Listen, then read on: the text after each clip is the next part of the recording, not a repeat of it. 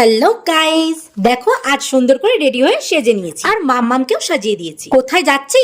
যাচ্ছি একটা ঘরোয়া বার্থডেতে। এই দেখো চলেও এসেছি। দোকান বন্ধ করে আমাদের আসতে একটু রাত হয়েছিল আর এসে দেখি বার্থডে গার্ল খেতে বসে পড়েছে। আর এখানে প্রচুর বৃষ্টি হওয়ার কারণে কারেন্টটা চলে গেছে, তাই অন্ধকার হয়ে রয়েছে। আর এদিকে কারেন্টের অপেক্ষা করতে করতে রাত হয়ে যাচ্ছিল। আর যেই দাদার মেয়ের বার্থডেতে গেছিলাম আর সেই দাদা আমাদের খেতে বসে পড়তে বললো, তাই আমরা বসে পড়লাম খেতে। এই দেখো প্রথমেই দিয়ে দিল কেক, এরপর দিল চিকেন পকোড়া, সস, স্যালাড। আর এদিকে মামামকে যতবার বলছি কেকে ক্রিমটা খাস না, আর ও ততই কেকে ক্রিমটাই বেশি করে খাচ্ছে। আর আমি ওকে যত বলছি দাও আমি খাইয়ে দিই, আর ওর তত পায় না, ও আজ নিজে হাতেই খাবে। আর এদিকে কারেন্টটা বারবার যাচ্ছে আর আসছে।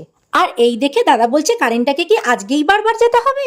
আর এরপর দিয়ে দিল ফ্রাইড রাইস আর চিকেন কষা। আর রান্নাগুলো সত্যি খুব ভালো হয়েছিল। এদিকে মাম্মামকে দেখো কিভাবে খেয়েছে, ঝালে উ আ করে যাচ্ছে। এরপর দিয়ে দিল চাটনি, পাঁপড়, মিষ্টি, আর সব শেষে দিয়ে